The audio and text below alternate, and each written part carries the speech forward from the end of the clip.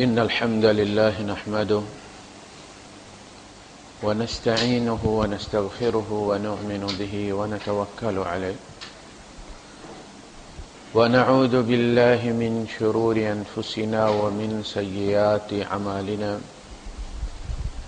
من يهده الله فلا مضل له ومن يضلل فلن تجد له وليا مرشدا وأشهد أن لا إله إلا الله وحده لا شريك له ولا ضد ولا ند ولا مثيل له ولا مثال له وأشهد أن سيدنا ومولانا ومعلمنا ومرشدنا ومخرجنا من الظلمات إلى النور محمدا عبده ورسوله أرسله الله بالحق بشيرا ونذيرا وداعيا إلى الله بإذنه وسراجا منيرا فقد بلغ الرسالة وأدى الأمانة ونصح الأمة وكشف الغمة فترك أمته على المحجة البيضاء ليلها كنهارها لا يزيغ عنها إلا هالك اللهم صل وسلم وبارك عليه وعلى آله وأصحابه وأزواجه وذرياته وأهل بيته أجمعين أما بعد فأعوذ بالله السميع العليم من الشيطان الرجيم بسم الله الرحمن الرحيم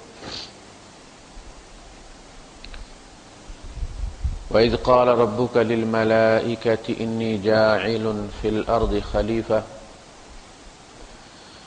قالوا وتجعل فيها من يفسد فيها ويسفك الدماء ونحن نسبح بحمدك ونقدس لك قال إني أعلم ما لا تعلمون صدق الله العظيم رب اشرح لي صدري ويسر لي أمري واحلل عقدة من لساني يفقهوا قولي آمین یا رب العالمین۔ قصہ آدم و ابلیس سورہ البقرہ میں جس تفصیل کے ساتھ آیا وہ کہیں اور نہیں آیا، مختلف جگہ پہ اس واقعے کو دہرایا گیا ہے، اور سوائے قصہ یوسف علیہ السلام کے اور اصحاب کہف کے اور کوئی بھی قصہ ایک جگہ اکٹھا نہیں آیا۔ سورہ یوسف کا اس لیے ایک جگہ ہی آنا مناسب بھی تھا اور ضروری بھی تھا، کیونکہ وہ ایک سوال کا جواب تھا۔ اگر اسے کٹ کٹ کے کوئی ہفتہ، 2 ہفتے، 10 دن، مہینے کا گیپ دے کے تو پھر اسے بیان کیا جاتا تو پھر وہ کہتے کہ جی یہ کسی سے پوچھتے ہیں، پہلے جا کے کنفرم کرتے ہیں، کوئی ان کو سکھاتا ہے، پڑھاتا ہے، پھر یہ جواب دیتے۔ فوراً جواب جو ہے وہ یہ نہیں دے سکتے، تو اس لیے اس سوال کا پورا یوسف علیہ السلام کا جو حوالہ تھا کہ بنی اسرائیل مصر میں کیسے آئے تھے، اس کا جواب پھر دیا گیا۔ حالانکہ سورہ یوسف جو ہے وہ عبر کے لحاظ سے میرے خیال میں بہت اہم صورت ہے، اور اگر یہ سوال کا جواب نہ ہوتا تو قرآن حکیم میں مختلف جگہ پہ اس کے حوالے دیے جاتے۔ اس کی ایک ایک آیت جو ہے وہ اپنے اندر ڈھیر ساری جو ہے وہ مثالیں رکھتی ہے اور بڑی اس میں حکمت ہے۔ قصہ آدم میں یہاں جو بیان کیا گیا ہے فرشتوں کا، اللہ کا انہیں بتانا اور پھر ان کا جواب، اور پھر حضرت آدم علیہ السلام کو علم الاسماء سکھانا اور پھر امتحان لینا اور فرشتوں کا جواب سے اعراض کر جانا اور آدم علیہ السلام کا جواب دے دینا، یہ ساری چیزیں اور کہیں نہیں ہیں۔ مختلف جگہ پہ ابلیس کے مختلف جوابات کو کوٹ کیا گیا۔ یہی اللہ پاک کا ایک اسلوب ہے کہ قصہ موسیٰ علیہ السلام جو تھا وہ مختلف جگہ پہ بیان ہوا ہے، اور ہر جگہ اس قصے کا کوئی الگ ہی پہلو دیا گیا ہے۔ جیسا کہ میں عرض کیا کرتا ہوں کہ ہر سورت کا اپنا ایک موضوع ہے، اور اس موضوع سے متعلق ہی اس سورت کے اندر ساری مثالیں ہوتی ہیں۔ جو چیز قصہ موسیٰ علیہ السلام میں اس سورت کے عمود یا اس سورت کے مضمون کے ساتھ ملتی ہے اس کو لے کر وہاں کوٹ کر دیا، اس کی مثال دے دی جاتی۔ یہ ایسا نہیں ہے کہ قرآن حکیم کی ہر آیت جو ہے وہ ایسے ہی پڑی ہوئی ہے اور آپ جائیں اور اٹھا کے لے جائیں اور پھر اس کے ساتھ ایک قصہ جوڑ دیں اور کہیں جی اس آیت کا شان نزول یہ ہے، تو اس میں جب قصہ نہ ملے تو آپ کہیں سے بھی کہانی لے لیں، اسرائیلیات میں سے لے لیں، بس آپ نے دل خوش کرنا، اس لیے کہ لوگ چاہتے ہیں کہ ہر آیت کے پیچھے کوئی نہ کوئی قصہ، کوئی کہانی ہو۔ تو پوری صورت ایک ہار کی طرح ہوتی ہے جس میں مختلف مثالیں موتی کی طرح جڑی ہوئی ہوتی ہیں۔ جب تک آپ ان کو سمجھیں گے نہیں، آپ سمجھیں گے نہیں کہ مثال دی کیوں گئی۔ اس لیے وہ پوچھا کرتے تھے کافر، ماذا اراد اللہ بہذا مثلا، اللہ پاک نے یہ مثال بیان کر کے کیا کیا ہے، اللہ کا مقصد کیا تھا یہ مثال بیان کرنے کا۔ تو چونکہ انہیں صورت کا مقصد پتہ نہیں تھا، لہذا انہیں مثال کی بھی سمجھ نہیں لگتی تھی۔ کہیں پر تو ذکر کیا ابلیس کا کہ اس کا منشور کیا ہے، وہ کیا کرنا چاہتا ہے تمہارے ساتھ، کہیں پر بتایا کہ وہ کس طریقے سے کرے گا، اس کا منہاج کیا ہے، اس کی پروگرامنگ کیا ہے، اس کے اپنے منہ سے کہلوا دی کہ میں لآتینہم من بین ایدیہم ومن خلفہم وعن ایمانہم وعن شمائلہم، میں ان کے سامنے سے آؤں گا، پیچھے سے آؤں گا، دائیں سے آؤں گا، بائیں سے آؤں گا۔ اب باقی رہ گی دو سائڈیں، اوپر والی اور نیچے والی۔ اس کا مطلب یہ ہوا کہ اگر انسان اللہ کی عظمت کو سامنے رکھے، بڑائی کو سامنے رکھے اور اپنی پستی کو یاد رکھے تو شیطان اس پر کبھی حاوی نہیں ہو سکتا۔ یہ دو جگہیں ایسی ہیں جہاں سے شیطان نہیں آ سکتا، کہ آپ اپنا مٹی ہونا یاد رکھیں،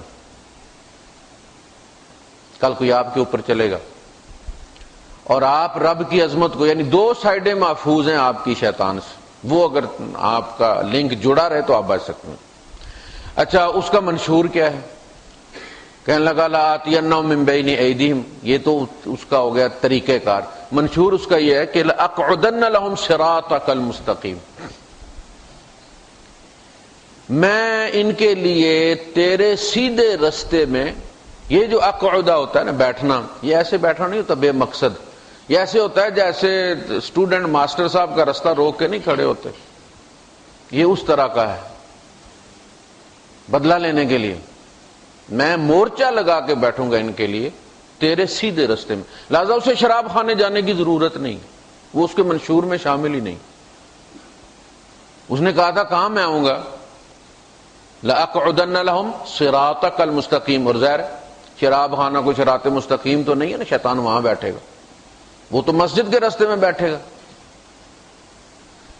تو ایک تو یہ کہ وہ ہر سیدھے راستے پر بیٹھے گا، دوسرا یہ کہ وہ ان چار جہتوں سے تم پر حملہ آور ہوگا، تیسری بات یہ کہ یہ پہچاننا کہ یہ جو برائی ہم کر رہے ہیں یا جس برائی کا مجھے خیال آیا ہے یہ میرے نفس کی سازش ہے، یہ اس کی سجیشن ہے، یا شیطانی وسوسہ ہے، شیطان مجھے میل کر رہا ہے۔ یہ ہوتا ہے نا کہ بھئی کس پر الزام رکھے بندہ، ان النفس لامارۃ بالسوء، نفس بھی جو ہے وہ برائی کا حکم دیتا ہے، شیطان بھی دیتا ہے، انہ یامرکم بالسوء والفحشاء۔ تو آدمی ڈیفائن کیسے کرے، ان میں فرق کیسے کرے کہ میرا نفس کہاں ہے اور شیطان کا مشورہ کہاں ہے۔ کہا گیا کہ اگر آپ کا جی چاہتا ہے کسی برائی پر اور صرف اسی برائی تک، اور اگر وہ برائی آپ کو نہیں میسر ہوئی تو آپ نے اس کا پیچھا چھوڑ دیا، تو یہ آپ کے نفس کی ڈیمانڈ ہے، یہ نفس کی شر ہے، یہ نفس کی ترغیب ہے۔ اسے ایک چیز چاہیے تھی، اس نے آپ کو مجبور کیا، بار بار یاد دلایا، آپ کی بھوک کو بھڑکایا، تو یہ ہو گیا آپ کے نفس کا وسوسہ، نفس کی ترغیب۔ شیطانی ترغیب جو ہوتی ہے وہ یہ کہتی ہے کہ اچھا یہ نہیں تو یہ کر لو، یہ نہیں تو یوں کر لو، یعنی اس نے آپ سے کوئی نہ کوئی برائی ضرور کرانی ہے۔ نفس نے تو وہ کرانی ہے نا جو اس وقت اس کی آگ بھڑکی ہوئی۔ یہ کہتا کہ چلو یہ نہیں کر سکتے تو یار یہ کر لو لیکن نافرمانی ضرور کرو۔ تو جب ملٹی ڈائمینشنل آپ کے اندر خیالات آنا شروع ہو جائیں تو تو آپ سمجھ لیں کہ یہ شیطان جو کروانے کے چکر میں پڑ گیا کہ نہیں کچھ نہ کچھ کرو، تو یہ نہیں کر سکتے تو یہ کر لو، یہ نہیں کر سکتے تو یہ کر لو۔ تو جب برائی کی مختلف ورائٹی، جیسے آپ جاتے ہیں نا دکان پہ تو وہ کہتے ہیں جی یہ چیز لے لیں آپ، تو آپ کہتے ہیں نہیں یار یہ اچھی نہیں، وہ کہہ رہا اچھا یہ لے لیں آپ، نہیں یار اس کی قیمت ذرا زیادہ، اور تھوڑی قیمت والا لے لیں، یہ لے لیں آپ، رکھتا ہے نا آپ کی پوری دکان کھول کے سامنے۔ شیطان اسی طرح گناہوں کی پوری دکان آپ کے سامنے کھول کے رکھ دیتا ہے کہ کچھ نہ کچھ کر کے ہی جاؤ، یہ ہے شیطان۔ اچھا، شیطان کے بارے میں جو جواب جب اللہ پاک نے اسے کہا کہ سجدہ کرو آدم علیہ السلام کو، تو یہ قصہ، یہ جو اس کا خاص ہائی لائٹس ہوتی ہے نا، اس کو ہر جگہ اللہ پاک نے مختلف اسلوب میں بیان کیا۔ کہیں تو یہ بیان کیا ہے کہ شیطان کی جنس کیا ہے، کان من الجن ففسق عن امر ربہ، جنوں میں سے تھا، لہذا جیسے سورہ کہف میں فرمایا پھر وہ اپنے رب کی نافرمانی کر بیٹھا، یعنی اس کی جنیت جو ہے اس نے اس کا پیچھا نہیں چھوڑا۔ اتنا عرصہ اللہ کا قرب نصیب ہونے کے باوجود، فرشتوں میں اٹھنے بیٹھنے کے باوجود، واعظ الملائکہ ہونے کے باوجود، اس کی جنیت نے اس کا پیچھا نہیں چھوڑا۔ کان من الجن، تھا جنوں میں سے، لہذا ففسق عن امر ربی۔ اسی طرح ہم لوگ اپنی انسانیت سے پیچھا نہیں چھڑا سکتے۔ کوئی بندہ کتنا بھی نیک ہو جائے نا، جس دن تھوڑا سا اس کا ہاتھ اپنے سٹیئرنگ سے ڈھیلا پڑ جائے گا نا کہ میں اب بہت نیک ہو گیا ہوں، اس کی انسانیت کبھی اس کا پیچھا نہیں چھوڑتی۔ ممکن نہیں ہے کہ وہ اپنی اصل سے بدلی ہو کے فرشتہ بن جائے، اسے کوئی برا خیال آئے ہی نہ۔ یہ تو جبرائیل کا معاملہ ہو سکتا ہے، کسی انسان کا نہیں ہو سکتا۔ اصل میں یہ برے خیالات آپ کی ضرورت ہے، میں کہتا ہوں یہ فیول ہے۔ ایک برا خیال آیا، آپ نے اس پہ عمل نہیں کیا، یہ آپ کی مستقل نیکی ہے، وہ لکھ لیا گیا ہے کہ شیطان نے سے وسوسہ ڈالا تھا، اس نے ریجیکٹ کر دیا۔ جیسے وائٹ بال کا ہوتا ہے نا، یہ شیطان کی وائٹ بال تھی، آپ کو مل گیا نا رن اس کو۔ تو یہ جو وسوسے ہیں یہ آپ کا اصل میں کمائی ہے آپ کی، آپ عمل نہ کریں اس پہ، اجر کمائیں اس پہ۔ کان من الجن، اسی طرح انسان جو ہے یہ نسیان سے بنا ہے اور انس سے بنا ہے۔ نسیان یہ ہے کہ یہ بھول جاتا ہے، کتنی بھی اہم بات ہو، کتنا بھی بڑا صدمہ ہو، کچھ دنوں کے بعد اس کی نیچر میں یہ بات رکھی گئی ہے کہ جیسے آپ دیکھتے ہیں وہ فیکس والا جو پیپر ہوتا ہے، اس کی آپ اس کی کاپی کروا لیں، ورنہ وہ آپ دیکھیں ہفتے بعد نکال کے دیکھیں گے تو وہ فیڈ ہو جائے گی اس کی سیاہی۔ اسی طرح انسان کی میموری بنائی گئی ہے، کیونکہ اس نے دنیا میں بڑے دکھ جھیلنے تھے، یہ تو مہینے دو مہینے میں مر جاتا اگر اس کی اس طرح سے معاملہ نہ ہوتا۔ تو یہ ریموویبل اس کی میموری ہے، خود بخود ریموو ہوتا رہتا ہے ڈیٹا اس کا، اس کے لیے تذکیر کی ضرورت ہوتی ہے۔ تو ذرا سی جب آدمی ذرا سا ڈھیلا پڑتا ہے تو گناہ ہو جاتا، ورنہ اللہ پاک کو اتنا تجربہ کروا کے حضرت آدم علیہ السلام کا تو یہ ضرورت نہیں تھی بتانے کی کہ دیکھو اگر تم آدم بھی ہو، میرے ہاتھ سے بنائے ہوئے بھی ہو، پھر بھی جب میں عصمت ہٹا لیتا ہوں تو تم ٹریپ ہو جاتے ہو۔ وہ جو ساغر صدیقی نے کہا نا، میں آدمی ہوں کوئی فرشتہ نہیں حضور، میں آج اپنی ذات سے گھبرا کے پی گیا، میری انسانیت نے مجھے قابو کر لی، میں فرشتہ نہیں ہوں، حالات کا اسیر ہو گیا، ماحول نے ایموشنل کر دیا اور مجھ سے گناہ ہو گیا۔ اچھا، کہیں پورے قرآن حکیم میں اللہ پاک نے بیان کیا اس کے بارے میں کہ اس سے پوچھا، اور یہ پوچھا اس لیے کہ بعد میں آنے والے پروفیسر حیران نہ ہوں، بیچارے پریشان نہ ہوں۔ لوگ ہوتے ہیں نا، کہتے ہیں جی شیطان، یہ جو ابن عربی ہے نا، بڑا گمراہ شخص تھا لیکن ہمارے صوفی حضرات کا بڑا ہی فیورٹ بندہ ہے وہ ابن عربی، ایک بھٹکا ہوا انسان جو بالکل قرآن حکیم کے مخالف جا کر کھڑا ہو گیا۔ اس نے اعلان کیا کہ ہم وہاں سے نہیں، قرآن سے ہم قرآن لیتے ہی نہیں، ہم وہاں سے لیتے ہیں جہاں سے جبرائیل نے لیے۔ حضور نے تو قرآن جبرائیل سے لیا نا، حضور نے جو بواسطہ جبرائیل لیا وہ قرآن ہے، ورنہ اس کے علاوہ نبی کریم صلی اللہ علیہ وسلم پر وحی کے اور چینلز بھی تھے، لیکن ان کو قرآن میں ریکارڈ نہیں کیا گیا۔ وہ کہتا ہے ہم وہاں سے لیتے ہیں جہاں سے جبرائیل لیتا براہ راست، جو نبی نہیں لے سکے۔ وہ کہتا ہے کہ یہ ابلیس تو ہے، یہ عارف باللہ تھا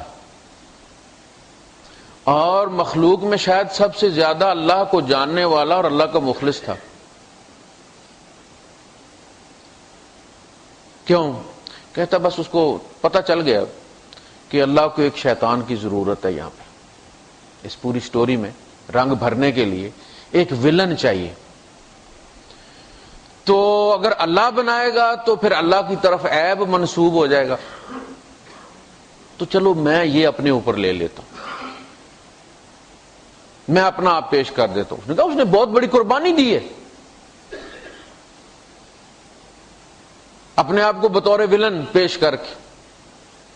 تو اس قسم کے فلسفوں کا جواب دینے کے لیے میں ہمیشہ یہ کہتا ہوں ساتھیوں سے کہ قرآن حکیم کا دامن مت چھوڑیں، قیامت تک آنے والے فتنوں کی شفا اس میں ہے۔ شفاء لما فی الصدور کا مطلب کیا ہے؟ یہ کھانسی کا علاج ہے، بلغم کا علاج ہے،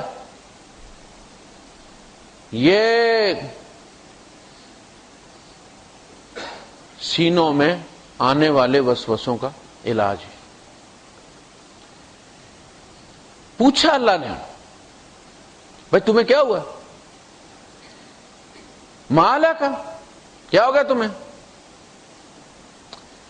اچھا پورے قرآن حکیم میں پوچھا اسے ما منعک اللہ تسجد، تجھے کس چیز نے روکا کہ تو سجدہ نہ کرے؟ سوائے سورہ اعراف کے جس میں کہا کہ ما منعک ان تسجد، تجھے سجدہ کرنے سے کس نے روکا اور تجھے کس نے آمادہ کیا کہ تو سجدہ نہ کرے؟ یہ دو، ایک میں اللہ تسجد، ایک میں ان تسجد، لا نہیں ہے، تثبیت ہے۔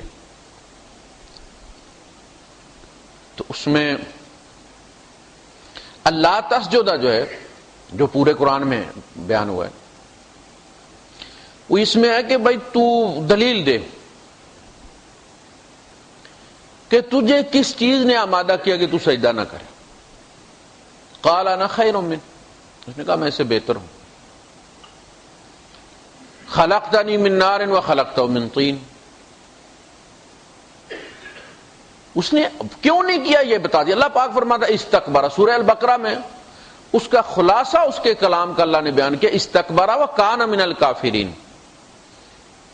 اس نے تکبر کیا اور ناشکروں میں سے ہو گیا، یعنی بجائے اس کے کہ وہ ان سجدوں کو جو اس نے اللہ کو کیے تھے اللہ کا احسان سمجھتا، اللہ کی توفیق سمجھتا، اس نے اپنا کمال سمجھا، یہ استکبار تھا۔ یہ جو ہم 4 رکعتیں پڑھ لیتے ہیں اور پھر وہی کے انتظار میں بیٹھ جاتے ہیں، سچے خواب آیا کریں ہمیں پہلے پتہ چل جایا کرے کہ کیا ہونے والا ہے، یہ ہمارا کمال نہیں ہے، یہ اس کا کمال ہے جو اپنے گھر میں آنے دیتا ہے۔ اپنا کمال سمجھنا جو ہے 2 چیزوں کو دعوت دیتا ہے، ایک تو ذات کے اندر استکبار، جو کہتے ہیں جی ہم تو دیکھنا سدا سے توحیدی ہیں، جدی پشتی توحیدی ہیں اور پھر بھی اولاد نہیں ہو رہی، جی بندش ہوئی ہے، اور لوگ بتوں سے مانگ کے جو ہے وہ گھر بھر کے بیٹھے ہوں۔ توحید کو آدمی احسان گنے اللہ پر اور اس کا بدلہ چاہے اولاد کی شکل میں یا کام کی شکل میں یا مال کی شکل میں، تو یہ استکبار ہے، تکبر ہے اسے توحید پر، اور وہ یہیں پر خرچ ہو گئی۔ ایک تو یہ ہو گیا کہ اسے وہ خود کرنا چاہتا تھا، یہ جو سورہ الاعراف میں نا ان تسجد، کہ تو کرنا چاہتا تھا، تمہیں کس نے روکا ہے؟ ہوتا نہیں میں تو کرنا چاہتا تھا، مگر وہ ویری ساری لوگ کہتے ہیں طلاق دے کے شادی کر کے کہ میں نہیں کرنا چاہتا تھا، وہ امی ابا کا اصرار تھا، ان کی خاطر کرنا پڑے، میں طلاق نہیں دینا چاہتا تھا، ماں باپ نے دلوا دی جبر سے، کہ تو کرنا چاہتا تھا مگر کسی نے جبر سے تمہیں روک لیا۔ تو شیطان کو اگر اس کو مشورے کا موقع دیا جاتا نا ابن عربی سے، تو پھر وہ کہہ دیتا کہ تیری تقدیر میں اسی طرح لکھا ہوا تھا، کہ وہ نہیں جانتا تھا تقدیر کیا ہے. وہ فرشتوں میں اٹھنے بیٹھنے والا جب رب کی شان بیان کیا کرتا تھا فرشتوں کو غش آ جاتا تھا، ایسا واقف تھا رب کا. وہ بھی کہہ سکتا تھا اللہ تو نے لکھا تھا تقدیر میں، بس ہو گیا. لیکن وہ شیطان تھا نا، ابن عربی نہیں تھا. اس نے سیدھی بات کر دی کہ نہیں، میں اسجد لمن خلقت طینا، اب میں اس کو بھی تجدید میں سجدے کر بیٹھا نا چپے چپے. اب نوبت یہاں تک پہنچ گئی ہے سرکار کہ میں اس کو سجدہ کروں. خلقتہ من صلصال من حمأ مسنون، تو نے سڑی ہوئی بدبودار مٹی سے جس کو پیدا کی ہے، اب میں اس کے سامنے بھی سر رکھ دوں. نوبت یہاں پہنچ گئی ہے، میرے سجدوں کی ویلیو مارکیٹ اتنی ڈاؤن ہو گئی ہے. یہ اس نے اعتراض کیا. اس نے یہ نہیں کہا کہ تقدیر میں لکھا ہوا تھا. تو ایک تو یہ بات کہ تو کرنا چاہتا تھا، تجھے کس نے روکا؟ تو کہہ سکتا تھا تقدیر نے روکا، ورنہ میرا ارادہ تو تھا. دوسرا یہ تھا کہ ما اقنعک اللہ تسجد، تجھے کس چیز نے قانع کیا، کنونس کیا، تمہیں قائل کیا اس چیز کا کہ نہیں تجھے سجدہ نہیں کرنا چاہیے. ان تسجد میں جبر ہے کہ میں تو جی کرنا چاہتا تھا مگر وہ فلاں نے روک دیا مجھے. اور اللہ تسجدہ میں دلیل ہے ما اقنعک، اپنی رغبت سے سجدے سے انکار کرنا. وہاں سورہ اعراف میں ہے کہ تجھے تو رغبت تھی،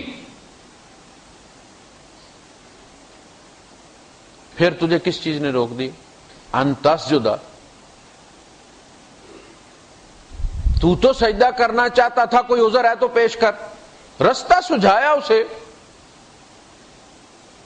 دوسری جگہ کہا کہ تو نے خود برضا اور رغبت سجدہ نہیں کیا، تو ما اقنعک اللہ تسجد لما خلقت بیدی، تجھے کس چیز نے اس چیز پر قائل کر دیا، قانع کر دیا کہ تو اس کو سجدہ نہ کرے جسے میں نے اپنے دونوں ہاتھوں سے بنایا، اتنی توجہ سے بنایا.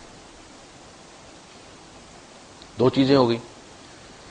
ہر جگہ اس نے یہی کہا میں مٹی کو سجدہ نہیں. جو اس نے پلٹ کر سوال کر دیا، کہا تو نے سجدہ کیوں نہیں کیا؟ قال اسجد لمن خلقت طینا، لو جناب میں اس کو سجدہ کرتا جس کو تو نے مٹی سے بنایا ہے. آنکھوں دیکھ کے مکھی کون نگل سکتا، میرے سامنے بنا ہے. یا تو ہوتا نا کہیں بنا کے لے آتا. آپ کے سامنے آپ کے گاؤں میں مولوی بن جائے نا، تو مفتی بھی بن جائے تو گاؤں والے گھاس نہیں ڈالتے اسے، آنکھوں کے سامنے بنتا ہے نا.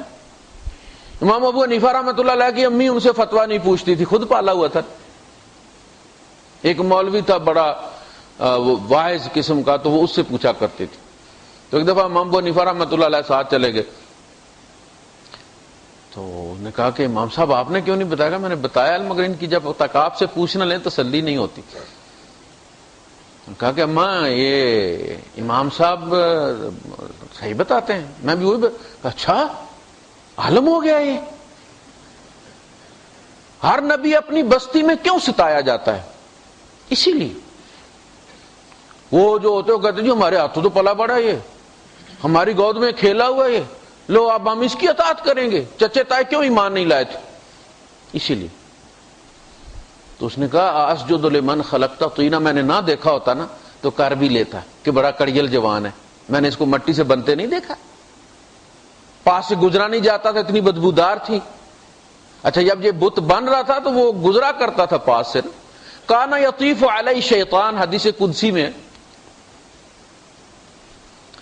کہ شیطان جو ہے وہ پھر پھر کے دیکھا کرتا تھا بھائی یہ بن کیا رہا ہے، اور کہتا تھا خلقت لامر عظیم، تو کسی بڑے ہی مقصد سے بنایا جا رہا ہے. یعنی جتنی توجہ تجھ پر دی جا رہی ہے لگتا ہے جیسے ہمارا تو پتہ چل جاتا نا جیل بن رہی ہے، کوئی اہم انسٹالیشن ہے، گورنمنٹ انسٹالیشن ہے، پتہ چل جاتا نا اس کے بننے سے. خلقت لامر عظیم. اللہ پاک نے فرمایا کہ میں زمین میں خلیفہ بنانے والا ہوں. خلیفہ سے مراد کیا ہے؟ لکل خلف سلف، ہر خلیفہ کا کوئی سلف ہوتا ہے. خلف وہاں ہو ہی نہیں سکتا جہاں سلف نہ ہو. میں اپنے والد کا خلف ہوں اور وہ میرے سلف، ان کے والد ان کے سلف ہیں اور وہ ان کے خلف تھے۔ خیر و خلف لخیر سلف، بہترین انسانوں کے بہترین سکسیسر جسے آپ کہتے ہیں۔ اب ساری مخلوق کے بعد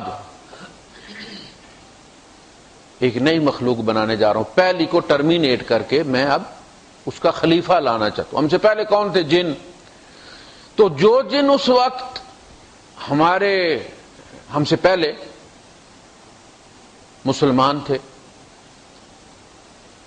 یہ جو سورہ رحمان میں ہے نا، فَبِأَيِّ آلَاءِ رَبِّكُمَا تُكَذِّبَانِ یا معشر الجن والانس، اس کے مخاطب وہ جن ہیں جو ہم سے پہلے زمین پر خلافت کا کام کر رہے تھے، انہیں ٹرمینیٹ کیا گیا اور انسان کو لایا گیا۔ اب انسان ان کو قابو کر کے تعویذ دھاگے کے چکر میں پڑا ہوا تھا۔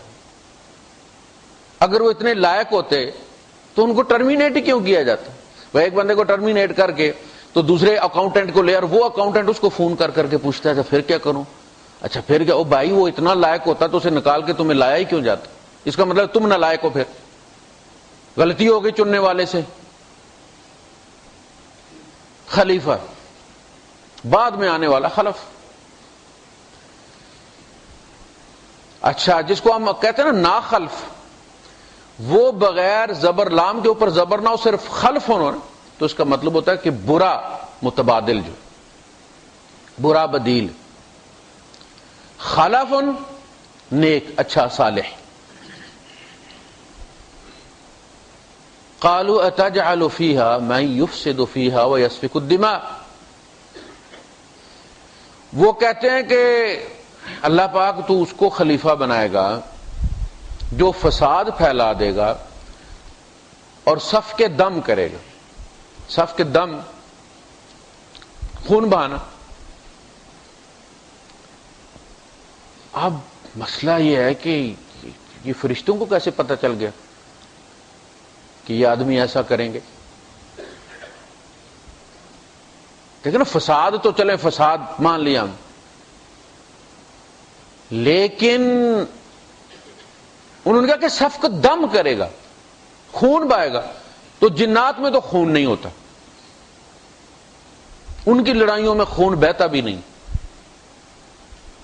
وہ تو بس ایسے ہی جل جاتے ہیں جیسے آپ کا فیوز اڑ جاتا ہے۔ مسئلہ یہ ہے کہ یہ خون انہوں نے بہاتے ہوئے انسان کو دیکھا کہاں؟ یہ ہے وہ جو ڈارونزم والے کہتے ہیں کہ سرکار یہ روح پھونکے جانے سے پہلے یہ مار دھاڑ کرتے رہتے تھے، ان میں سے ایک کو چنا گیا، اور فرشتوں نے چونکہ دیکھا ہوا تھا اس لیے انہیں پتا تھا کہ بھئی آگے یہ کیا کرے۔ بفرض محال اگر یہ بات ان کی مان بھی لی جائے کہ یہاں یہ بات ہے،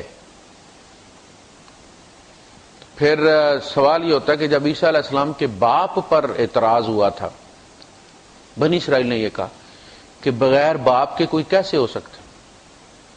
تو اللہ پاک نے ارشاد فرمایا سورہ آل عمران میں، ان مثل عیسیٰ عند اللہ کمثل آدم، عیسیٰ کی مثال اللہ کے نزدیک ایسے ہے جیسے آدم علیہ السلام کی مثال ہے۔ خلقہ من تراب ثم قال له کن فیکون، انہیں مٹی سے بنایا پھر کہا کہ ہو جا اور وہ ہو گئے۔ تو بغیر ماں اور باپ کے کوئی کیسے پیدا؟ یہی ہے سماج جس وقت جو ہمارا مسئلہ چل رہا ہے سائنسدانوں کا، وہ یہی ہے نا، بغیر ماں باپ کے مٹی سے کوئی کیسے پیدا ہو سکتا ہے گوشت پوست والا؟ تو اللہ پاک نے فرمایا کہ بنی اسرائیل کو آدم علیہ السلام پر تعجب کوئی نہیں، عیسیٰ کی ماں تو تھی نا، آدم کی تو دونوں نہیں تھی۔ اب سوال یہ کہ اگر آدم علیہ السلام کا کوئی نہ کوئی باپ تھا، کوئی چار ٹانگوں پر چلنے والا یا کچھ تھا، یا نیو ورڈز منکی یا اولڈ ورڈز منکی یا ایپس یا فلاں فلاں، جیسے آپ وہ سارے سجیسٹ کرتے ہیں اپنے باپ دادا کو یہ سائنسدان، تو اصل مسئلہ یہ ہے کہ پھر تو عیسیٰ علیہ السلام کا کوئی باپ ہونا چاہیے نا، سامنے نہ سی کوئی چوری چھپے سے، جیسے پرویز کہتا ہے یا غلام احمد قادیانی کہتا ہے، پھر تو ان کا بھی کوئی باپ ہونا چاہیے تھا۔ لہذا یہ بات دل کو لگتی نہیں، قرآن اس کو ڈینائی کرتا ہے۔ قال انی اعلم ما لا تعلمون. اچھا انہوں نے جو کیا یہ اعتراض نہیں کیا انہوں نے، یہ ان کی اسٹیٹمنٹ آف فیکٹ تھی. یعنی جو انہوں نے کہا نا کہ یہ خون بہے گا اور یہ فساد ہو جائے گا، تو یہ ایسی ہے جیسے آپ کوئی کمزور ٹائر دیکھے کسی گاڑی کا، کہو یار انہیں تو پھٹ جانا بھائی، وہ پائیے پھٹ جائے گا. تو یہ اعتراض نہیں کیا آپ نے، اسٹیٹمنٹ آف فیکٹ ہے کہ بھائی اس کی تو حالت ایسی ہے. اور انہوں نے وہ آیت پوری نہیں ہوئی، وَنَحْنُ نُسَبِّحُ بِحَمْدِكَ وَنُقَدِّسُ لَكَ، اور اے اللہ ہم تیری تسبیح بیان کرتے ہیں، ہر خوبی تجھ میں بیان کرتے ہیں. یعنی ہم اعتراض نہیں کر رہے، تیری سلیکشن پہ ہمیں کوئی اعتراض نہیں ہے، ہم تو اس پر اعتراض کریں کہ اس نے کمال کیے. کہتے ہیں ایسی بات بھی نہیں. انہیں پتا تھا کہ جب یہ نظام اللہ اپنے علاوہ کسی اور کو سونپے گا تو گڑبڑ ہو جائے گی، اس لیے کہ یہ غیر جانبدار نہیں رہ سکے گا. ہوتا ہے کسی کو بھی آپ بنا دیں، آپ نے انٹرم گورنمنٹ بنائی، اس نے آتے ہی آپ نے نوازنے شروع کر دیے کہ نہیں، کدھر جائیں گے آپ؟ بلکہ جسے پتا ہو کہ میں نے جلدی جانا ہے وہ جلدی کھاتا ہے، جس کے پاس لمبا عرصہ ہوتا ہے وہ تھوڑا تھوڑا کر کے کھاتا ہے.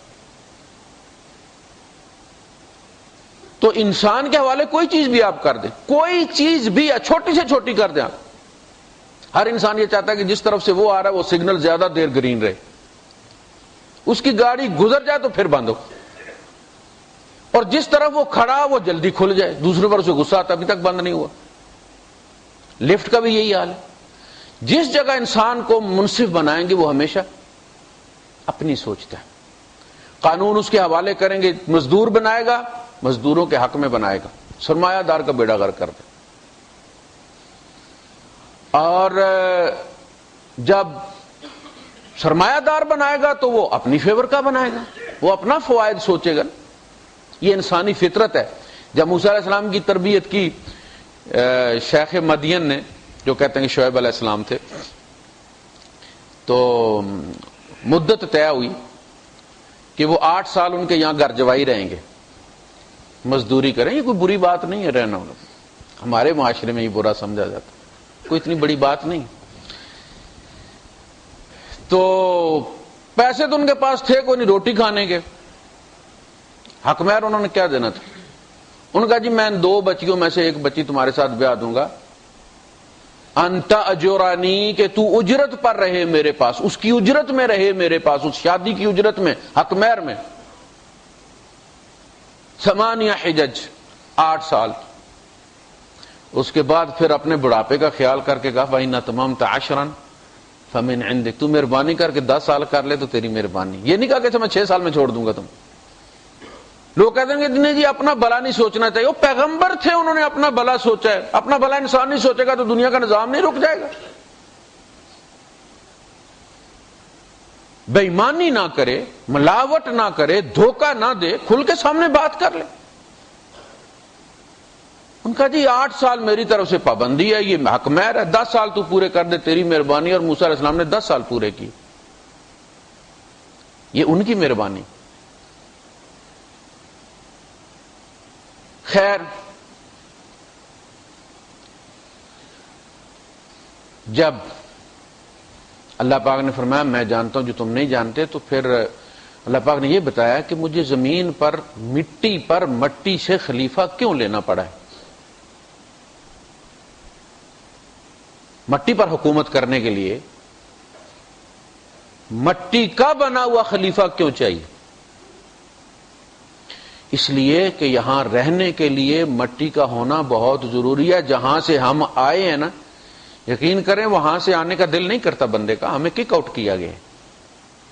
ہم جب جائیں گے انشاءاللہ العزیز تو پھر آپ دیکھ لیجئے گا کہ پھر زمین کا آپ سوچیں گے تو آپ کو ذرا بھی خیال نہیں ہے پلٹ کے جائیں آپ.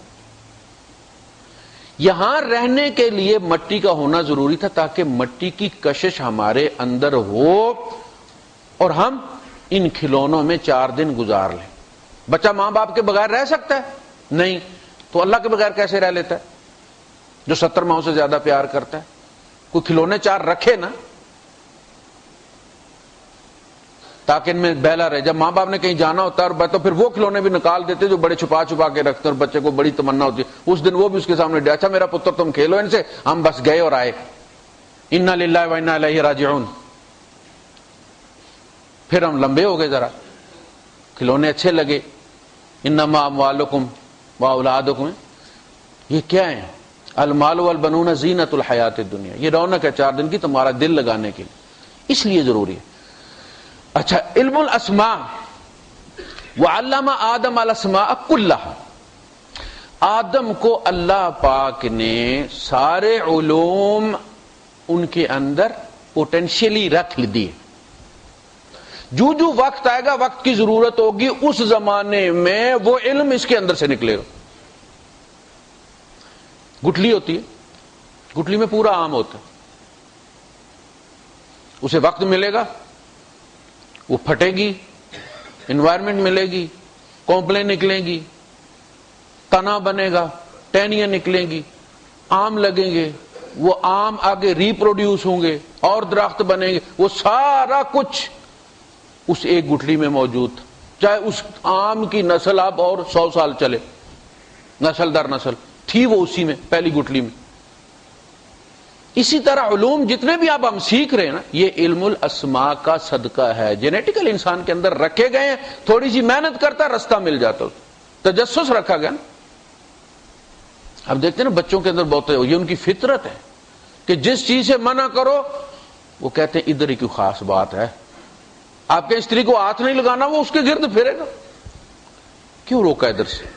آدم علیہ السلام کو کہا تھا نا اللہ پاک نے ساری جنت کھلی ہوئی ہے، بس یہ نہیں کرنا، کہا اس میں بھی کوئی خاص بات ہے۔ تو علم الاسماء ابن خلدون نے لکھا اپنے مقدمے میں کہ العلم علمان، جسے العلم کہتے ہیں نا، دی نالج، یہ 2 علوم کا مجموعہ ہے، ان میں سے کوئی ایک ہو تو علم ہوگا، العلم نہیں ہوگا۔ العلم علمان، علم الابدان و علم الادیان،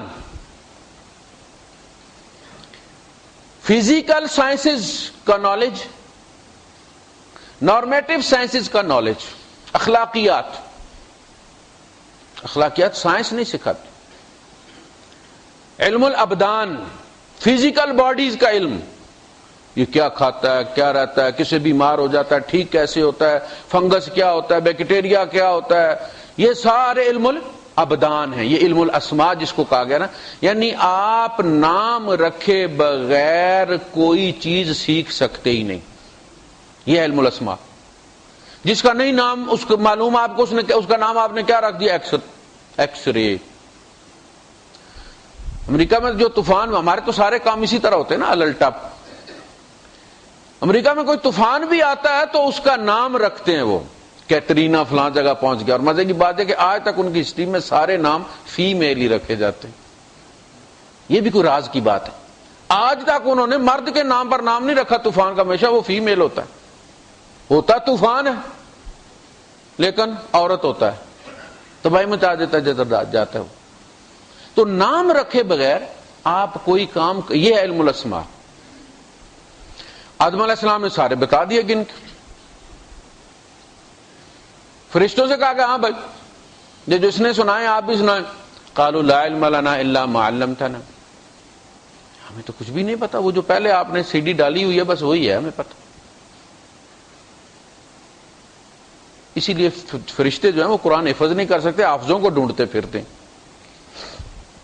کوئی پڑھ رہا ہو تو اس کو گھیر لیتے ہیں، ترستے ہیں وہ اللہ کی کلام کے لیے۔ ہم بڑے بے قدرے لوگ ہیں ہم لوگ۔ یہ تجربہ ہو گیا، آدم علیہ السلام جیت گئے۔ اس کے بعد پھر دوسرا تجربہ کروایا گیا شیطان کے ساتھ، وَيَا آدَمُ اسْكُنْ أَنْتَ وَزَوْجُكَ الْجَنَّةَ، اے آدم تو اور تیرا جوڑا جنت میں رہو، بیوی نہیں۔ زوجاتوں کا کہیں بھی قرآن میں نہیں آیا، زوجوں کا آیا، تو اور تیرا جوڑا۔ یہ کیا کہتا ہے؟ تو اور تیری بیوی ہم ترجمہ کرتے ہیں، جنت میں سکونت اختیار کرو۔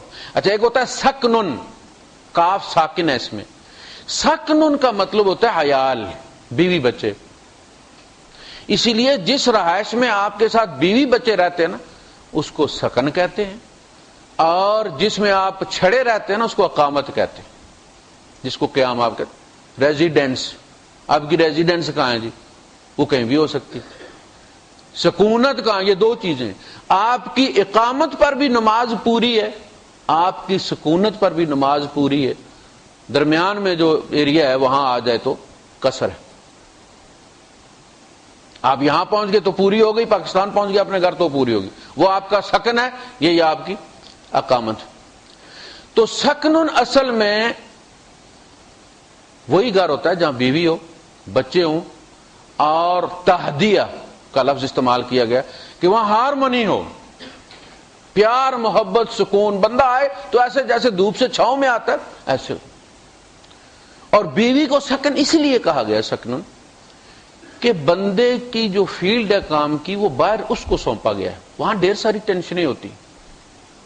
وہ جب واپس آئے تو کوئی اس کا خیال کرنے والا ہو اور کوئی اسے سکون فراہم کرے.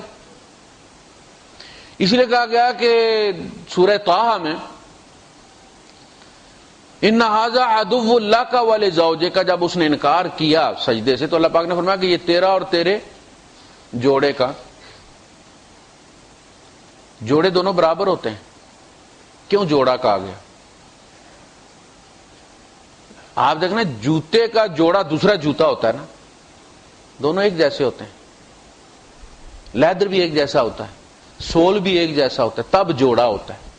ایک مسجد سے اٹھایا ہوا پاؤں اور دوسرا گراسری کے پاس سے اٹھایا ہوا تو وہ جوڑا نہیں ہوتا. جوڑا وہی ہوتا ہے جو اس جیسا ہوتا ہے. یہاں جب زوجوں کا کہا جا رہا ہے تو تیرے جیسی, وہ گھٹیا نہیں ہے.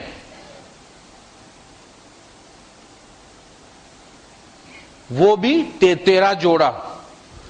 ان ھذا عدو لک ولزوجک فلا یخرجنکما من الجنہ. یہ دیکھو یہ سارا کچھ آدم علیہ السلام کے سامنے ہو رہا تھا. اللہ کا سجدے کے لیے کہنا, اس کا انکار کر دینا, اس کے لیے دلیل دینا, کہنا یہ بدبودار مٹی والا میں اس کو سجدہ, یہ آدم علیہ السلام سن رہے تھے سارا کچھ. اس پہ اللہ پاک نے کہا کہ اگر میں منع نہ بھی کرتا تو بھی تو نے سارا تماشا دیکھا تھا نا, تیری آنکھوں کے سامنے اس نے کیا تھا جو کیا تھا, تجھے خود ذرا خیال نہیں آیا.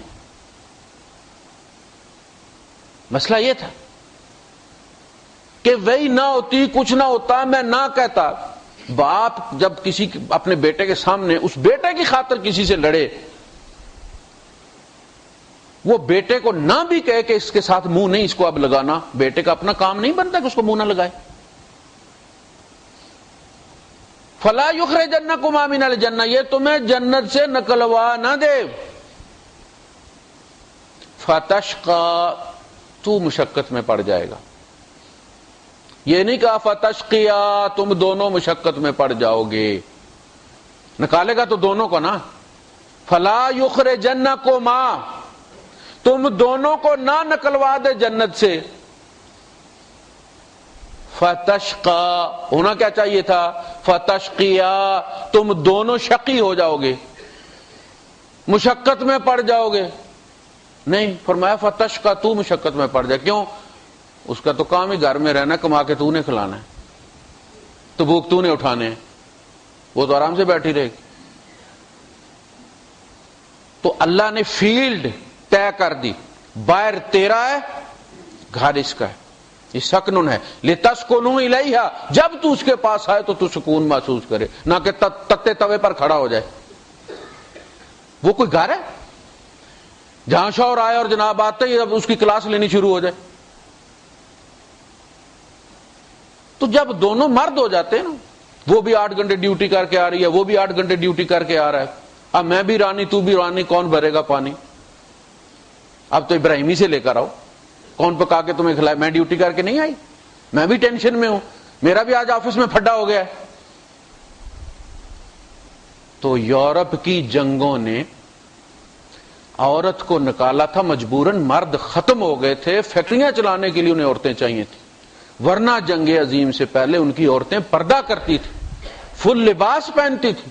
اس زمانے کی انگریزی فلمیں دیکھ لیں آپ, پوری پوری میکسی ان کی, پورے بازو بند, اسکارف بندھا ہوا. وہ کیا تھا؟ وہ میکسی مشینوں میں پھنستی تھی, مجبوری تھی چھوٹا کرنا اس کو. ان کا پینٹ پہنانا فیکٹریوں کی مجبوری تھی, ہمارا رواج ہو گیا. وہ عورت کو کام پر لے کے آئے تھے, مرد مک گئے تھے ہمارے, گلی گلی دھکے کھاتے پھرتے ہیں مرد سیویاں لے کے. پھرتے امیر خوار، کوئی پوچھتا نہیں. تم عورتوں کو گھر بٹھاؤ، باپ بھی کما رہا ہے، بیوی بھی کما رہی ہے، بیٹی بھی کما رہی ہے، لوگ خودکشیاں کر رہے ہیں. یہ کیا ہے؟ یہ ہم نے فطرت کو چھیڑا ہے. گھنٹے والی سوئی جو ہے منٹوں والی پر ٹھوک دی ہے، منٹوں والی گھنٹے والے پر لگا دیا، گھڑی چلے گی کیسے؟ فتشقا، تو مشقت میں پڑ جائے گا. تو جب شیطان کے ساتھ مقابلہ ہوا، کہہ دیا بھئی یہ تیرا دشمن ہے، اور اب دیکھو یہ جنت ہے، اسکن انت وزوجک الجنت فکلا من حیث شئتما، جہاں مرضی ہے کھاؤ تم، جب چاہو کھاؤ تم، ٹائمنگ بھی کوئی نہیں. ولا تقربا هذه الشجرہ، بس اس درخت کے قریب نہ جانا. اللہ پاک نہ کہتے نا اس درخت کے قریب نہ جانا، شاید آدم علیہ السلام کو ساری زندگی اس کا خیال بھی نہ آتا کہ اس نام کا کوئی درخت بھی ہے. بس کہہ دیا نا اس کے پاس نہیں جانا. اس میں کیا بات ہے؟ وہ آپ کہانی نہیں سنتا، آپ کہاں کہانی سنیں گے؟ کہانیاں تو ہم سنتے تھے کہ شہزادہ تھا تو 7 دروازے تھے، بادشاہ باہر گیا کہیں مجبوراً، تو شہزادے کو کہہ کہ بیٹا یہ 6 دروازے جب چاہو کھولو، آؤ جاؤ، یہ 7ویں دروازے کو نہیں کھولنا. اور شہزادے کو فکر لگی اس کے پیچھے کیا ہے، اور پھر اس نے کھولا اور ہرن نظر آیا، ہرن کے پیچھے دوڑا، پھر وہ ہرن کہیں چلا گیا، وہ جن تھا وہ اس کو لے گیا، اور کہانی شروع ہو گئی. جناب رات گزر جاتی تھی ہماری. اللہ پاک نہ کہتے اس پودے کے پاس نہ جانا، شاید آدم علیہ السلام کو خود خیال بھی نہ آتا کہ اس پودے کے پاس جانا ہے. لیکن امتحان تھا نا، چونکہ نواہی اور اوامر تو دینے تھے دنیا میں، اور وہاں تدریب کروائی جا رہی تھی، ٹریننگ دی جا رہی تھی. تو شیطان کو بھی محنت نہ کرنی پڑتی. جب ممانعت نہ ہو تو چونکہ توڑنے سے پھر گناہ نہیں نہ ہوتا، تو شیطان کے پاس بھی اتنا ٹائم کوئی نہیں ہے کہ ٹائم ویسٹ کرے. آپ کو پیاس لگی ہوئی ہے بغیر رمضان کے، تو آپ سارا دن پانی نہ پیئیں، شیطان کو ذرا تکلیف نہیں کہ آپ کے نہیں اترو ہے، پیو ہے، فلاں نہیں ملتا فلاں پی لو، ٹھنڈا نہیں ملتا گرم پی لو، یہ جو وضو کرتے ہوئے کلی کر رہے ہو یہی پی لو ہے. لیکن جب روزہ رکھا ہوا تھا تو کیا کیا خیال آتے ہیں. اب اسے بڑی فکر لگی ہوئی ہے کہ آپ کو پیاس لگی ہوئی، کیونکہ ممانعت ہے نا. تو یہ دونوں کا کمپٹیشن شروع ہو گیا. آیا ہو قال یا آدم هل ادلک علی شجرۃ الخلد وملک لا یبلی. آدم میں تمہیں ایک ایسا درخت نہ بتاؤں؟ یہ حکیم لوگ نہیں کرتے، بڑی بڑی ایڈ آتی ہے شوگر ختم کر دیں گے، اور پھر کچھ لوگوں کو 200-400 لے کے وہ لے آتے ہیں ان کو بتانے کے لیے کہ میری تو مک ہی گئی ہے. اچھا،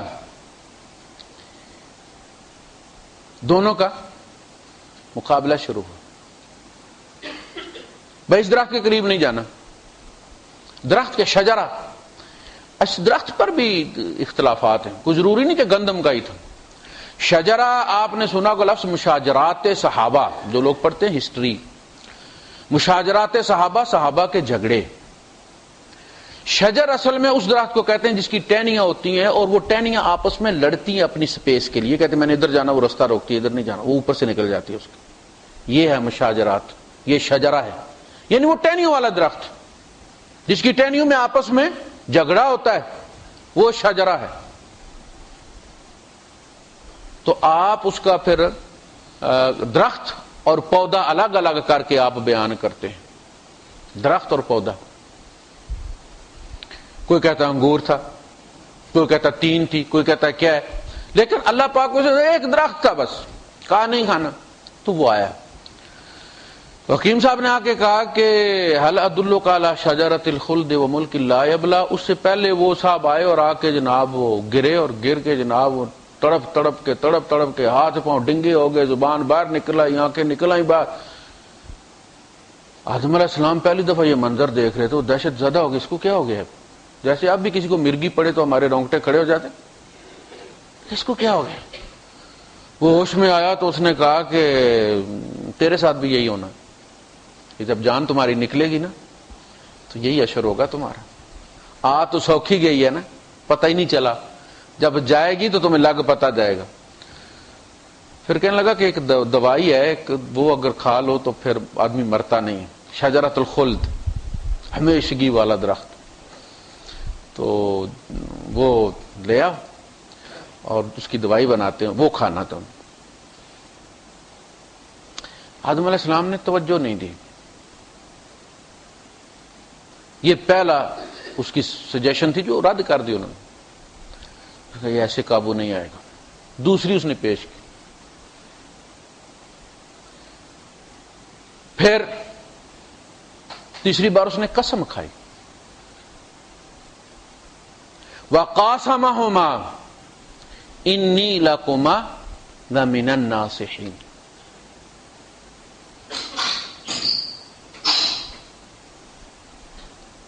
جب اس نے قسم کھائی اللہ کی تو آدم علیہ السلام ٹریپ ہو گئے۔ یعنی آپ سوچ بھی نہیں سکتے تھے کہ کوئی اللہ کی جھوٹی قسم بھی کھا سکتا ہے۔ یہ پہلا گناہ تھا، پہلی جھوٹی قسم تھی جو شیطان نے کھائی۔ وَقَاسَمَهُمَا إِنِّي لَكُمَا لَمِنَ النَّاصِحِينَ فَدَلَّاهُمَا بِغُرُورٍ، دھوکے سے اس نے ان کو گائیڈ کیا کہ یہ درخت، دھوکے سے کیا گائیڈ کیا؟ اس نے کہا کہ اللہ پاک نے تمہیں کس سے منع کیا؟ کہ جی اللہ پاک نے اس درخت سے منع کیا۔ کہا اچھا اس سے منع کیا ہے تو وہ والا لے لیتے ہیں ہم۔ اللہ نے تو جنس سے منع کی نا۔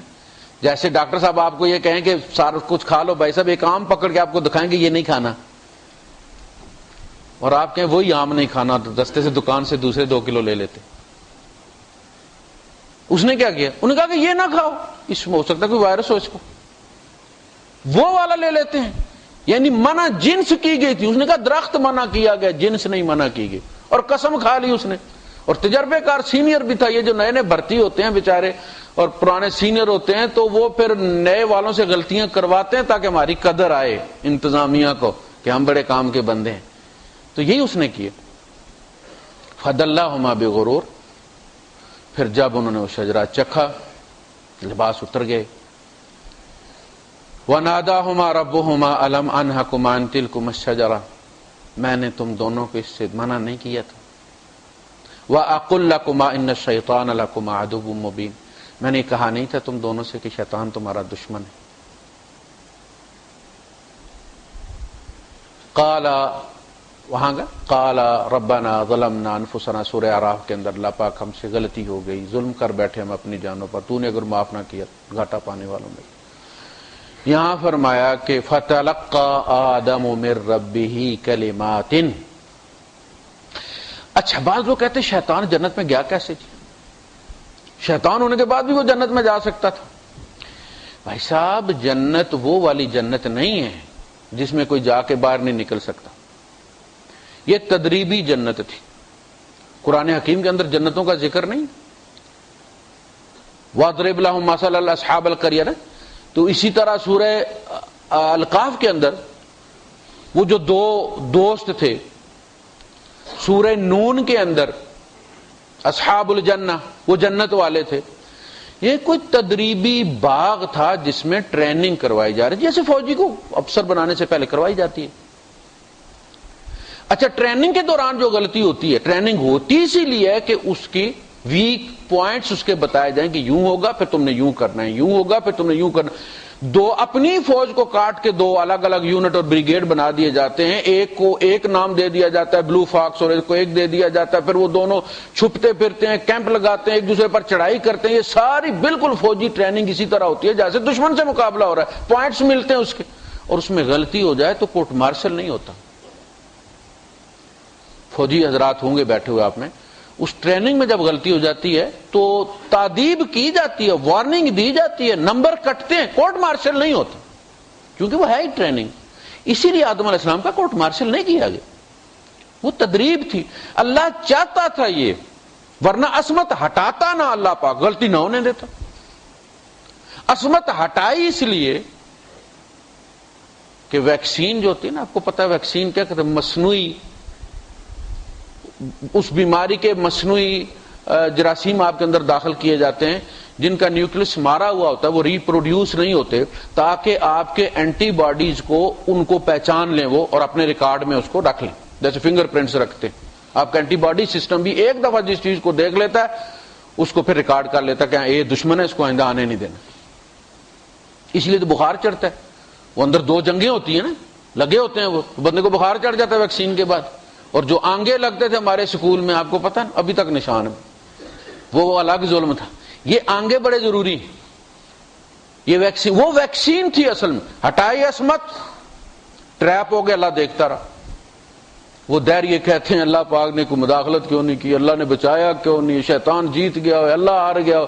عجیب لوگ ہیں۔ غلطی ہو گیا۔ اب سکھانا یہ تھا کہ جہاں تم جا رہے ہو وہاں پہ قدم قدم پر تم سے غلطی ہوں گی، اچھا آپ غلطی نہ کریں تو غلطی کرواتے ہیں۔ جب آپ استاد کے ساتھ گاڑی سیکھ رہے ہوتے ہیں اور استاد یہ چیک کرنا چاہے کہ آپ کی صحیح ٹریننگ ہوئی ہے یہ نہیں تو غلطی کرواتا ہے، یہاں سے ٹرن لے لو، حالانکہ وہاں ممنوع ہوتا ہے۔ اور جب آپ پھیرتے تو کیا کہتا ہے؟ کہتا ہے تم دماغ تمہارا ٹھیک ہے، یہ دیکھو اوپر بورڈ دیکھو، نو پارکنگ والی جگہ پہ کہتا ہے یہاں گاڑی روک لو۔ اچھا جس کے ساتھ آپ بیٹھے ہوتے ہیں شرطے کے ساتھ وہ بھی اسی طرح کرتا ہے، کہتا ہے یہاں روکو وقف، اور آپ دیکھیں ممنوع الوقوف ہے تو آپ کہتے ہیں نہیں یہ تو منع ہے، تو ویسے پتہ چل گیا۔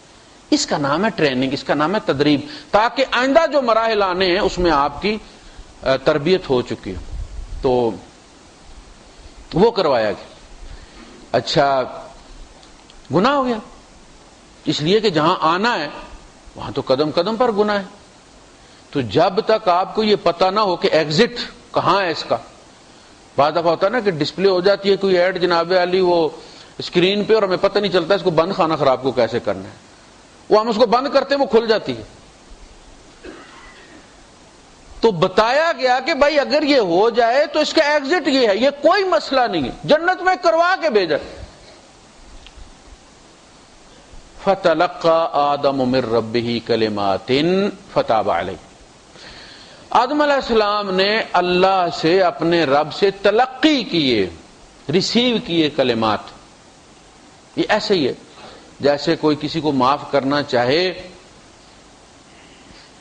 تو اپنے ہاتھوں سے درخواست اس کو لکھ کے دے اور کہے کہ اس پہ نیچے سائن کر دو۔ اس سے بڑی اور مہربانی کیا ہو سکتی کہ جس نے معاف کرنا ہے وہ الفاظ خود چنے کہ میں ان الفاظ پر یہ اپلیکیشن قبول کر لوں، خود لکھے اور پھر نیچے سائن والی جگہ خالی چھوڑ دے کہ انسانوں یہاں سائن کر دو، تو اپنا نام یہاں لکھ دو۔ یہ قبول کی ہوئی ہے اس لیے کہ یہ قبول کرنے والے ہی کی طرف سے لکھی گئی ہے، قبول کرنے کے لیے لکھی گئی۔ ہم جب پڑھتے ہیں اهدنا الصراط المستقیم صراط الذین انعمت علیہم تو یہ اللہ کا لکھا ہوا ہے، ہم اس کو پڑھتے ہیں۔ آمین والی جگہ قرآن میں آمین ہے، وہ آمین ہمارے دستخط ہیں، باقی رب کا لکھا ہوا ہے، اس آمین کے ساتھ ہم انڈورس کرتے اس کو۔ فَتَلَقَّى آدَمُ مِن رَّبِّهِ كَلِمَاتٍ فَتَابَ عَلَيْهِ إِنَّهُ هُوَ التَّوَّابُ الرَّحِيمُ۔ صرف آدم کو معاف نہیں کیا، وہ تو ہے ہی معاف کرنے والا، توبہ کرنے والا، توبہ کی توفیق دینے والا۔